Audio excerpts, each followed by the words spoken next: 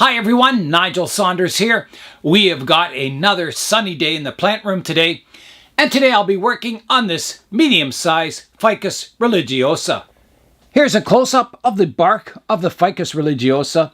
This tree is getting quite old. It's one of the first trees I ever got as a bonsai. I bought a pot full of Ficus religiosa trees. They were sold as a house plant, and I separated them and grew them as bonsai. You can see the nice branch structure that's developed through clip and grow, this kind of zigzag flowing branches. I feel that the entire tree is getting a little tall and maybe needs some pruning back to get it more compact.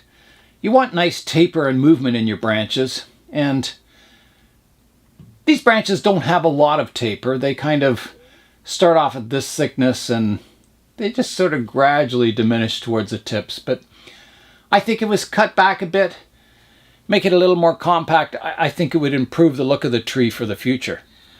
The moss in this planting is grown up quite thick and it's obscuring the root base of the tree. So I'm going to start today by just picking away the moss around the base of the tree. Just grabbing clumps of it with the tweezers and pulling it out.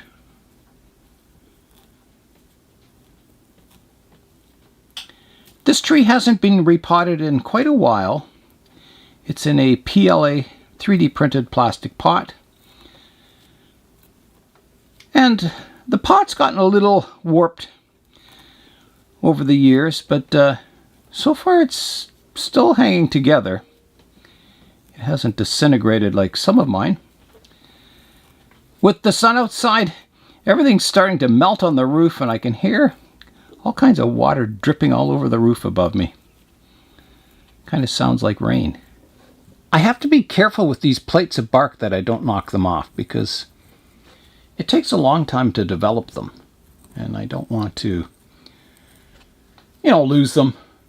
It adds to the character of the tree trunk. This tree will need repotting soon. It's been in this pot a while, and I'm sure it's quite root bound. A lot of roots grow out the drainage holes underneath. We might have to clean those up today too.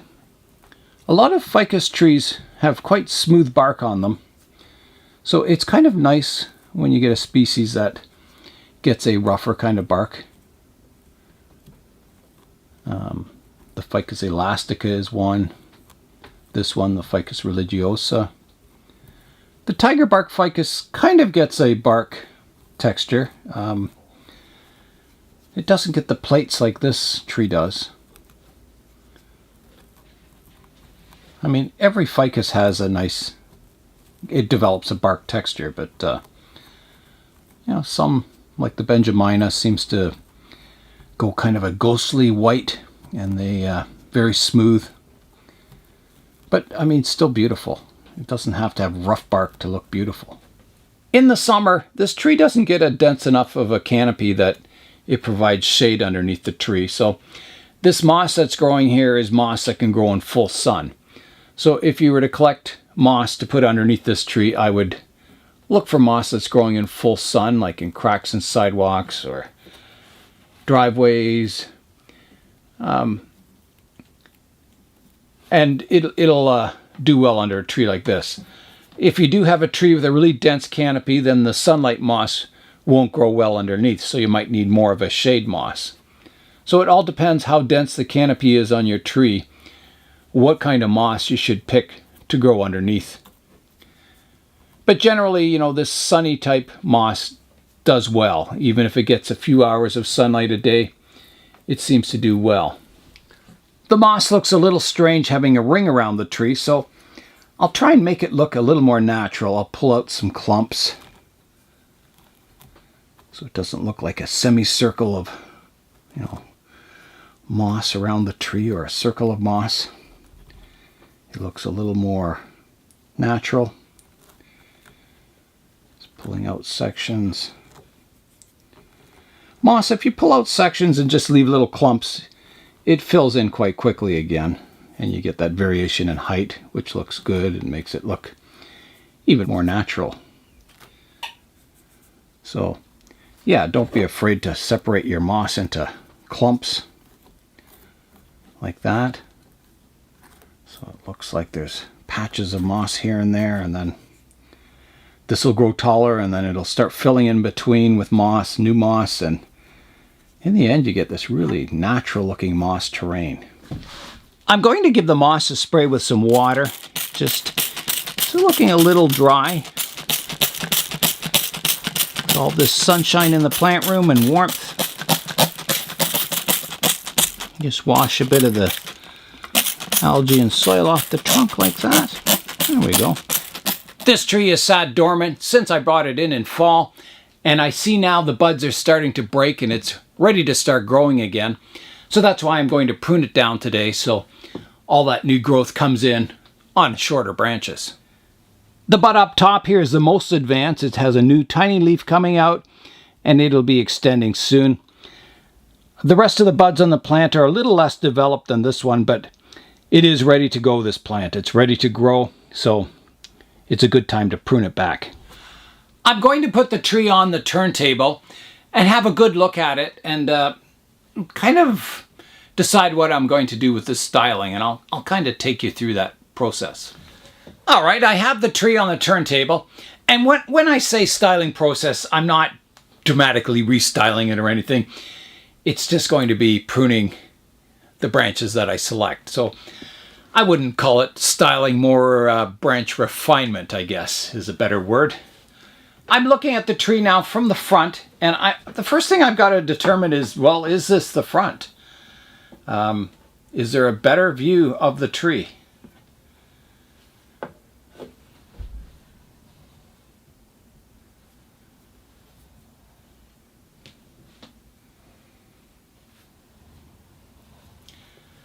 I'm not so sure there is. The tree kind of comes up and it comes towards you a little bit. And there's a nice branch coming up, very flowing trunk line. This one's kind of towards the back, a nice kind of, some back branches give it depth. If I do it from this side as the front, everything's coming towards you maybe a little too much. And that nice smooth flowing trunk line is in the back and it's diminished. So I think, you know, that's the line of this tree, is this nice flowing trunk line, and these are more of back branches. So, you know, this could become the trunk line. If you prune this off, you'd have this sort of more contorted trunk line, but it wouldn't be very nice, graceful and flowing. I like on these ficus trees to get smooth flowing lines if I can. So yeah, I'm happy with that as the front. Now I have this little shoot, and I believe that came up from the roots. So it was a sucker that came up from the rootstock. And I mean, I don't really want it there, but I'm not going to remove it either. Not right now. When I go to repot it, I'm going to look, and if it's attached to a root that maybe I can separate it, I will separate it and put it in its own pot. But it doesn't really suit this design, having another little tree there. Even if I shaped it to a similar curve of the trunk, you know, over like that, there's still no point. I mean, all it does is take your eye away from the tree, what you're supposed to be focused on. So, but I'll leave it there for now. It's not doing any harm at all. So I'm coming up now. So I like this as my sort of trunk line, that line coming up here. It subdivides up here, subdivides again. This one doesn't subdivide. So that would be nice if I got some subdivision there. So also this one, they all have nice movement, these branches. You know, they're all wandering about. It's all done clip and grow, so they look very natural. It's just, you know, this branch, it goes from here up to here without any change of taper. It's just the one thickness. It does have movement though. So I think, you know, we want to keep that movement. It's taken a lot of years to develop that. So I think all I want to do is clip the top off, kind of up here. And I'm looking for a leaf scar that faces outwards. There's a couple here, so I think if I take it right back to here. So here I go, like that. That takes care of that branch. It gets it a little lower. I'm not doing any drastic pruning here. I mean, I don't want to cut it back to here. I would lose all this ramification and all this movement, and I think that's nice. I don't object to the... It's not a short, compact tree. It has nice flowing branches that reach skyward. It's not like a big, thick stump with these branches coming off of it. And I like that about this tree, that it's not a chunky looking ficus, I guess is the word. So now it brings me up to the other line of the trunk. It comes over to here, subdivides. There's a pruning stub I can take off here. And then I've kind of got it kind of cascades down and gets a little long. So again, you know, this part could be cut back anywhere along here. So again, I'm looking for buds that face a good direction. And there's some right here. So I'm going to take it off right here, like that. The other part of that branch goes skyward, and it goes back kind of across. If you look at it from the side view, it comes back across the crown of the tree. I'm not a fan of that, so I'm going to reduce it, and hopefully I get something coming more forward. So again, I'm looking for leaf scars along the branch. There is one right here, so I'm going to take it back to right here, like that. So hopefully something comes out the front. I can get the canopy coming a little more forward. Right now, the tree's quite flat from the front view. The edge of the pot is here, and there's nothing coming forward, so it's all kind of coming behind. There's the side view. So I'll encourage shoots to come out this direction. Okay, so off the main trunk line, there's a back branch here. And I don't want this back branch to be taller than my apex. And you can see it comes up, and then it goes fairly straight here from about here all the way back to this corner. So I'll want to prune it off, looking for leaf scars that face outwards. So I'm going to take it off to right here, like that. So now from the front view, you can see this back branch is a lot shorter than my apex. I've got rid of that big long straight section, and it'll subdivide and look quite good in the future. Now, my main trunk divides into two. This one's a little thick. I prefer to have my main trunk line a little thicker than this back branch, but so by pruning this back, it'll help to correct that. This will gain vigor and thicken up more than this one if I keep this one pruned. So now I'm looking at that back branch. I like the way it kind of flows off to the right-hand side. It's not bad. There is a lot of, you know, it kind of curves up here and then it goes straight. And then it divides. So I think that division is too far out and it's too high. You can see it also is higher than my main tree, or my main trunk line. So I'm going to reduce this one back, and I'm thinking, you know, to get rid of this straight section, if I cut it back to here, there's a leaf scar on the bottom, so a new branch would grow, you know, downward a bit or more horizontal, and there's some other leaf scars that come out the back. So I think somewhere about halfway on that branch, but also trying to find a good direction for it to continue to grow in. So I think right back to here. So here I go. Just like that. I'm making progress on the pruning. So I've got this branch pruned back. So there's just this one now. It has a division here, which is, it's kind of nice because this branch kind of flows with this one. It kind of almost gives it a windswept look. Even though, you know, this is a 90-degree corner here, it's all very zigzaggy, this branch. I think it looks okay. So I think I just want to prune it back to here.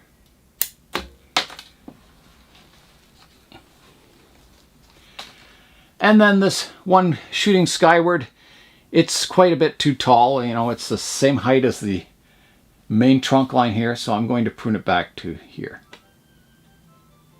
Right to there, like that.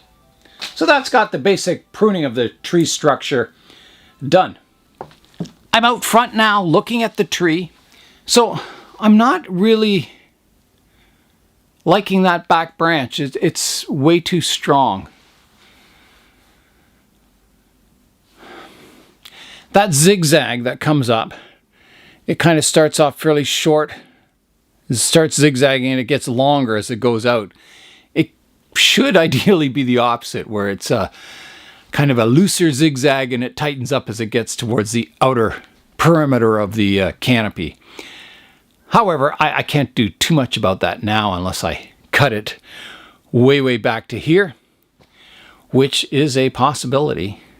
But I think the thing that bugs me the most is this long section coming off the back. It's too high. It takes your eye away from the main trunk line. I'm going to try reducing that section in half. I will lose my ramification out at the tip, but hopefully when I cut it, I'll get 2 branches coming off the one, and it'll be a little more compact. So I'm going to try that first and see how it looks. So that is done, and that certainly helps. I think the front probably should be rotated just slightly. Maybe more to there. I don't know. They all kind of, all those branches kind of zigzag around each other. They kind of converge and then spread apart and converge again. It makes for an interesting looking tree. It's not your typical fanning out tree. Maybe the front has to be more rotated this way, I think. Like that, maybe. That's a little more spreading looking. Yeah, I think that's much better, actually. I still do have these 2 tips here shoot off at the same angle. They're kind of exactly parallel with each other. I'm not keen on that. So I'm thinking of reducing this branch behind the main tree back further. If I prune that one off shorter that's behind the main trunk line, it'll make the secondary branch there stand out even more because it'll be taller. If I were to reduce the secondary branch down, you know, partway in that straight section, it might help. However, that's losing, you know, a lot of old movement and old character of the tree. Let me have another look at it. These 2 branch tips are only parallel in the one view, which is kind of that view right there, but everywhere else they're not parallel. So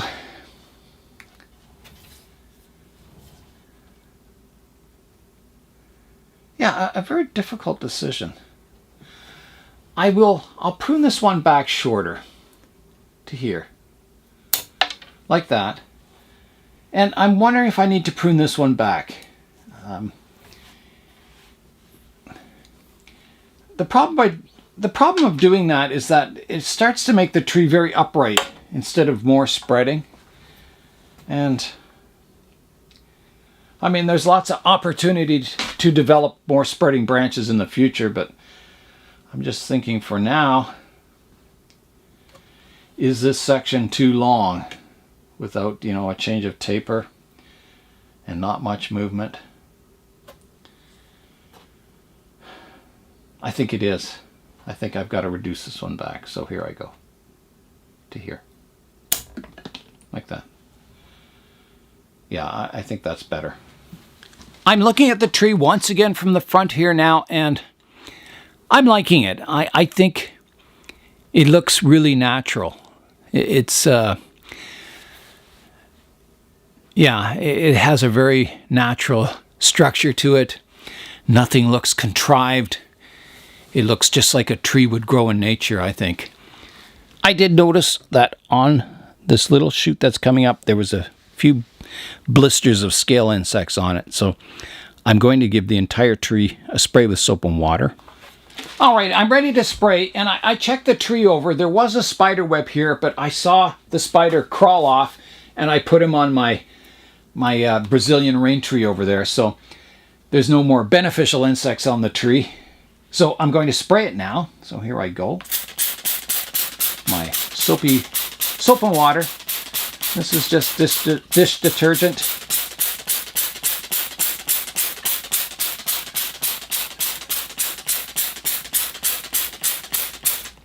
Spray underneath the leaves best I can, under the branches. And that should do it. I'll just let that sit for a while, and then I'll come in and rinse it off. It's been a couple of minutes now, so I'm going to use my rainwater and just rinse it down.